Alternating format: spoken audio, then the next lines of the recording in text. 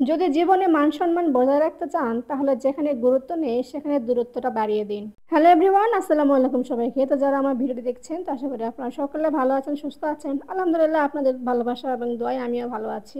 তো আজকে রান্না করবো আমাদের বাড়ির সবারই মোটামুটি পছন্দ, তো মুরগির মাংস দিয়ে মিষ্টি কুমড়া।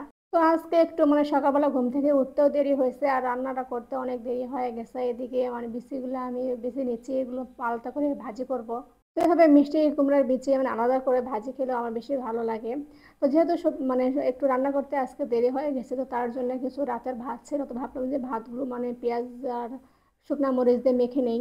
এভাবে পেঁয়াজ রসুন আর শুকনা মরিচ দিয়ে ভাত মাখা কার কার পছন্দ তো অবশ্যই একটু কমেন্ট করে জানাই দেবেন। তো আমার কাছে বেশি ভালো লাগে, আর ভাতটা যদি আরেকটু নরম নরম হয় তাহলে আর বেশিটাই ভালো লাগে। তো যাই হোক, সব সবাই মিলে একটু একটু করে হলো খাওয়া দাওয়া করলাম। খাওয়া দাওয়া করে আবার চলে আসলাম রান্না বান্না করার জন্য। তো প্রথমে তেলানিটা উঠাই দিচ্ছি। তো মুরগির মাংসটা আগে আমি ভালো করে কষাই নিয়ে রান্না করব। তো তেলানির মধ্যে সব ধরনের মশলা দিয়ে তার মধ্যে মুরগির মাংসগুলো দিয়ে দিলাম, দিয়ে এখন ভালো করে একটু কষাই নেব।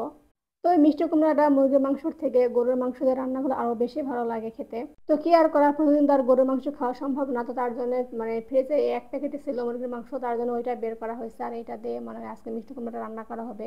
তো মিষ্টি কুমড়া নিয়ে আসছে আরো কয়েকদিন আগে, তো ফ্রিজে ছিল, তো কি দিয়ে খাবো ভাবতে ভাবতে কয়েকদিন চলে গেল। আর মিষ্টি কুমড়াটা খুব একটা ভালো না, কারণ যেহেতু বাইরে থেকে কিনা, আমাদের বাড়ির হলে খুব একটা ভালো কথা ছিল। তো যেহেতু বাজার থেকে কিনে আনছে, খুব একটা ভালো না বাজারের জিনিস।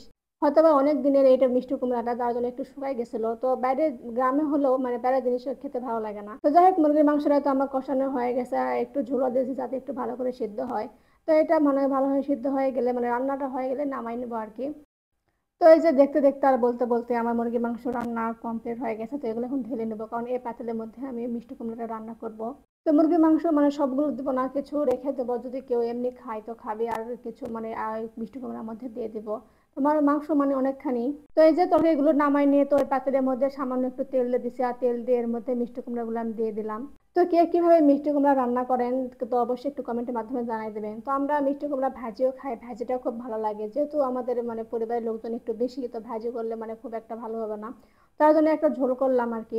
তখন এই মিষ্টি কুমড়ার মধ্যে লবণ হলুদ আর সামান্য একটু গুঁড়া মরিচ দিছি। তো যেহেতু মুরগির মাংসটা দেবো, সেখানে আমি সব ধরনের মশলা ব্যবহার করা হয়েছে, তার জন্য এখানে আর বেশি কিছু মশলা ব্যবহার করব না। তো এই তো কুমড়াটা ভালো করে কষাই নিয়ে এর মধ্যে এখন পানি দিয়ে দিলাম। তো আমার এই ভিডিওটি কোথাও কোনো অংশ যদি একটু পরিমাণ হলে ভালো লেগে থাকে তো অবশ্যই আমার চ্যানেলটি সাবস্ক্রাইব অথবা ফলো করে দেবেন। তো আপনাদের ভালোবাসা এবং সহযোগিতা পেলে আমি অনেক দূর এগিয়ে যাবো ইনশাল্লাহ। তো এই যে আমার মিষ্টি কুমড়াটা সিদ্ধ হয়ে গেছে, আর এর মধ্যে আমি মাংসগুলো ঢেলে দিলাম। তো সবগুলো দেয়নি, কিছু দিয়েছি আর কিছু রেখে দিয়েছি। তো এগুলো এখন মোটামুটি রান্না হয়ে গেছে, সিদ্ধ হয়ে গেছে। তো এখন করবো, এখন এখানে তেলানি করতে চলে আসছি। তো সব পেঁয়াজ দিলাম, তারপর দেবো তেল, দিয়ে ভালো করে তেলানিটা করে নেবো। তো যে কোনো তরকারি পরে তেলানি করলে খুব সুন্দর একটা ঘ্রাণ আসে আর খেতেও খুব ভালো লাগে। তো এখন ভিডিও করার কেউ নাই, তো আমি একাই ভিডিও করতেছি আর একাই রান্না করতেছি। তো ভিডিওটি কেমন লাগলো তো অবশ্যই সবাই একটু কমেন্টের মাধ্যমে জানাই দেবেন। তো ধন্যবাদ সবাইকে ভিডিওটি দেখার জন্য।